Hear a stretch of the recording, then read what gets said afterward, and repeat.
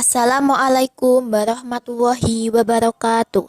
Perkenalkan, nama saya Andini Damayanti dari Prodi Pendidikan Sejarah Fakultas Ilmu Sosial Universitas Negeri Semarang. Video kali ini guna untuk memenuhi tugas ulangan tengah semester pengantar ilmu pendidikan. Di sini saya akan menjelaskan tentang dasar-dasar penelitian sejarah. Pertama yang saya akan jelaskan yaitu konsep berpikir kronologis, diakronik, sinkronik, ruang, dan waktu dalam sejarah. Pertama, pengertian sejarah. Dalam bahasa Inggris, sejarah disebut history, yang berarti masa lampau. Kata sejarah sendiri berasal dari bahasa Arab, yakni sajarotun, yang artinya pohon. Sejarah di Indonesia identik dengan silsilah keturunan yang mirip pohon, lengkap dengan cabang dan ranting. Sejarah merupakan rangkaian peristiwa yang terjadi pada masa lampau yang dialami oleh manusia. Ciri-ciri utama sejarah. Pertama, abadi, yaitu peristiwa tersebut tidak berubah-ubah dan tetap dikenang sepanjang masa. Yang kedua, unik, yakni hanya terjadi satu kali dan tidak pernah terulang persis sama untuk yang kedua kalinya. Yang ketiga, penting, yakni peristiwa tersebut dapat dijadikan momentum karena mempunyai arti dalam menentukan kehidupan orang banyak. Yang kedua yaitu periodisasi dan kronologi sejarah. Apa itu periodisasi? Periodisasi adalah pembabakan waktu, di mana dilakukan sebuah proses strukturisasi waktu dalam sejarah dengan pembagian atas beberapa babak, zaman, atau periode. Adapun tujuan periodisasi. Pertama, menjadikan peristiwa sejarah menjadi sederhana. Kedua, memudahkan klasifikasi dalam sejarah. Ketiga, mengetahui peristiwa secara kronologis. Keempat, memudahkan pengertian. Kelima, memenuhi syarat sistematika ilmu pengetahuan. Yang kedua yaitu kronologi. Kronologi sejarah adalah catatan kejadian yang diurutkan sesuai dengan waktu terjadinya. Kronologi sejarah bertujuan agar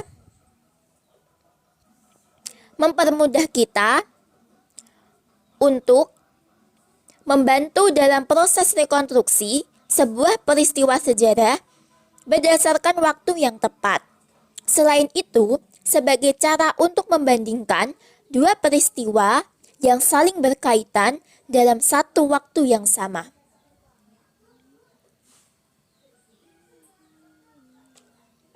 Yang ketiga adalah konsep berpikir sinkronik atau kronologis dan diakronik. Sinkronik dalam sejarah artinya mengkaji peristiwa sejarah dengan segala aspeknya dan dalam satu waktu tertentu dan terbatas dengan lebih mendalam. Sehingga dalam proses berpikir sinkronik, peneliti sejarah memerlukan kajian dari segi lain, seperti politik, ekonomi, sosial, budaya, dan sebagainya. Secara umum, sinkronik mempunyai ciri-ciri. 1. Mengkaji peristiwa sejarah yang terjadi pada masa tertentu. 2. Menitikberatkan kajian peristiwa pada pola-pola, gejala, dan karakter. Ketiga, bersifat horizontal. Keempat, tidak ada konsep perbandingan. Kelima, cakupan kajian yang lebih sempit. Keenam, kajiannya sangat sistematis. Ketujuh, sifat kajian lebih serius dan mendalam. Yang kedua yaitu diakronik. Diakronik dalam sejarah artinya berpikir mengenai peristiwa sejarah secara menyeluruh dalam runtutan waktu yang panjang, tetapi terbatas dalam ruang. Diakronik mempunyai ciri-ciri. Pertama, memanjang dan berdimensi waktu. Kedua, bergerak terus dan hubungannya berkausalitas. Ketiga, bersifat naratif, berproses, dan bertransformatif. Keempat, bersifat dinamis.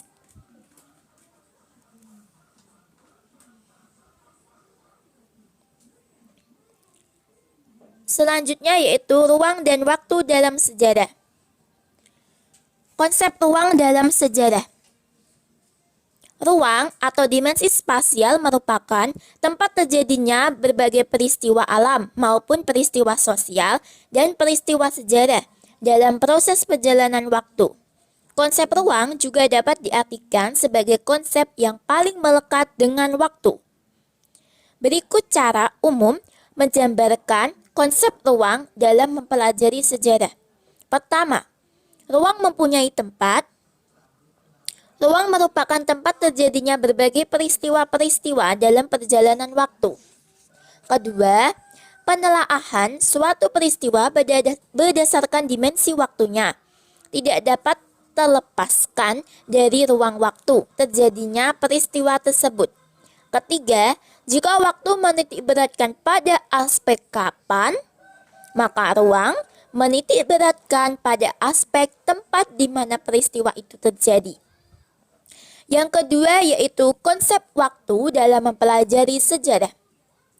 Waktu atau dimensi temporal memiliki dua makna, yaitu makna denotatif dan konotatif. Makna waktu secara denotatif merupakan satu kesatuan, yaitu detik, menit, jam, minggu, tahun, abad, dan seterusnya. Pada umumnya, berikut konsep waktu dalam mempelajari sejarah. Pertama, masa lampau. Masa lampau itu sendiri merupakan sebuah masa yang sudah terlewati, tetapi masa lampau bukan merupakan suatu masa yang final atau berhenti. Yang kedua, masa lampau itu bersifat terbuka dan berkesinambungan. Apa yang terjadi di masa lampau dapat dijadikan gambaran bagi kita untuk bertindak di masa sekarang dan untuk mencapai kehidupan yang lebih baik di masa mendatang. Yang ketiga, sejarah dapat digunakan sebagai modal bertindak di masa kini.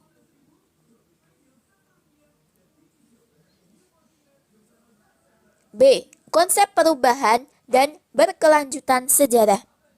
Keterkaitan antara waktu dengan peristiwa sejarah meliputi 4 hal.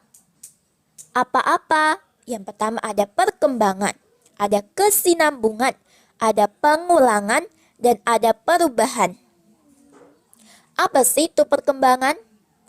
Perkembangan masyarakat terjadi bila berturut-turut masyarakat bergerak dari satu ke tempat lainnya. Dari yang sederhana ke bentuk yang lebih kompleks. Contoh perkembangan masyarakat manusia dari masa lampau sampai sekarang. Kedua yaitu kesinambungan.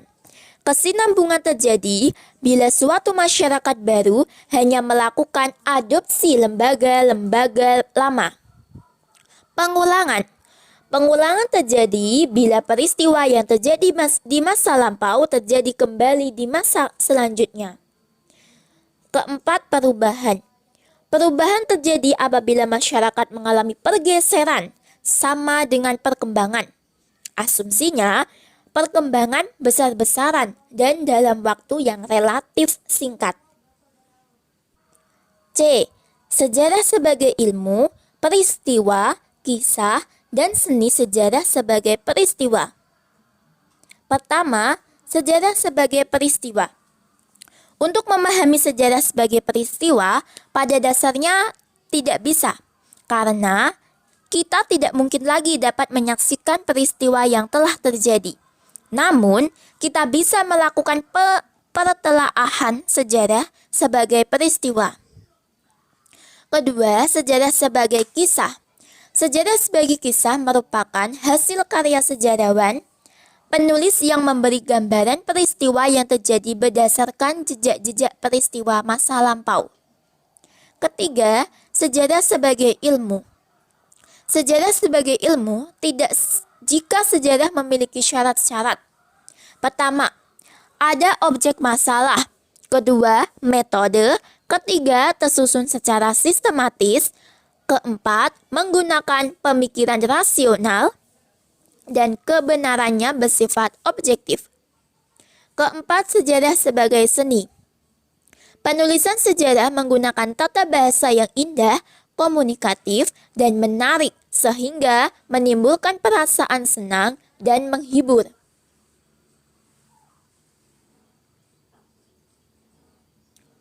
D. Sumber-sumber sejarah. Sumber-sumber sejarah dibagi menjadi 3, yakni 1. Sumber sejarah berdasarkan bentuk dan wujud.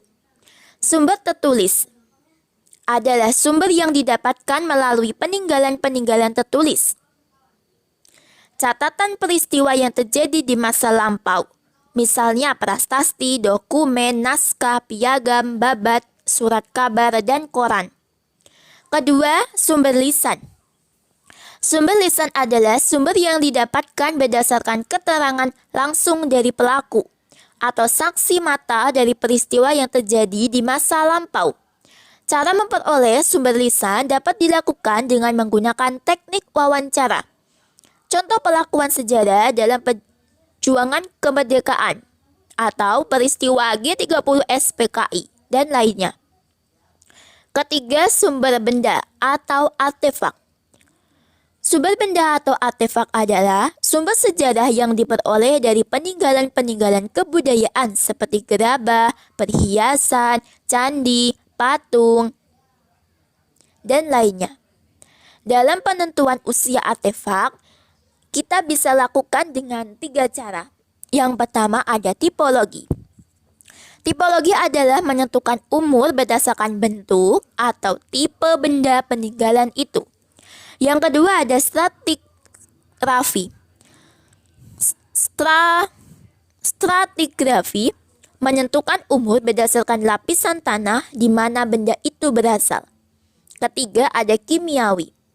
Kimiawi adalah menentukan umur berdasarkan unsur-unsur kimia yang terkandung dalam benda tersebut. Langkah-langkah dalam penelitian sejarah. Pertama, ada heuristik. Heuristik yaitu mencari dan mengumpulkan sumber-sumber sejarah yang relevan dengan topik atau judul penelitian. Kedua, ada verifikasi. Verifikasi yaitu penelitian terhadap sumber-sumber sejarah. Penelitian dilakukan melalui kritik eksternal dan kritik internal. Kritik ekstern bertujuan untuk mengetahui apakah sumber sejarah tersebut asli atau turunan, masih utuh atau sudah diubah. Kritik intern bertujuan untuk membuktikan apakah sumber sejarah tersebut dapat dipercaya dengan membandingkan kesaksian berbagai sumber. Yang ketiga ada historiografi. Historiografi yaitu penulisan sejarah yang merupakan tahap terakhir dari kegiatan penelitian sejarah. F. Berbagai bentuk historiografi.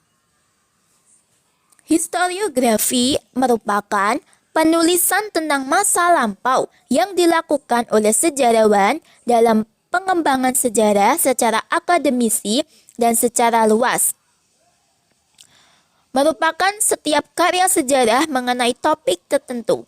Historiografi ada beberapa macam, yakni tradisional, kolonial, dan nasional. Historiografi tradisional merupakan penulisan sejarah yang dilakukan oleh para sastrawan atau pujangga keraton dan bangsawan kerajaan. Adapun ciri dari historiografi tradisional, pertama, menekankan unsur cerita. Kedua, masalah kerajaan. Ketiga, raja sentris. Keempat, berkembang sejak masuknya budaya Hindu-Buddha. Yang kedua, ada historiografi kolonial. Historiografi kolonial merupakan penulisan sejarah yang ditulis pada masa kolonial. Fokus utama historiografi kolonial adalah kehidupan warga Hindia Belanda karena ditulis oleh orang-orang Belanda atau Eropa. Tujuan historiografi kolonial adalah untuk memperkuat kedudukan orang Belanda atau Eropa di Indonesia. Adapun ciri-ciri dari historiografi kolonial, yakni pertama Eropa sentris, kedua pandangan kolonial, ketiga bersifat subjektif, keempat mengabaikan sumber lokal, kelima berisi tentang orang-orang besar. Yang terakhir yaitu historiografi nasional. Historiografi nasional merupakan penulisan sejarah yang terfokus pada bangsa dan rakyat Indonesia. Sasaran yang harus diungkap sesuai dengan keadaan yang ada dalam segala aspek. Ciri-ciri historiografi nasional adalah 1. Mengingat adanya karakter and national building. Kedua, Indonesia sentris. Ketiga, sesuai dengan pandangan hidup bangsa Indonesia. Keempat, disusun oleh orang-orang atau penulis-penulis Indonesia sendiri. Mereka yang memahami dan menjiwai dengan tidak meninggalkan syarat-syarat ilmiah.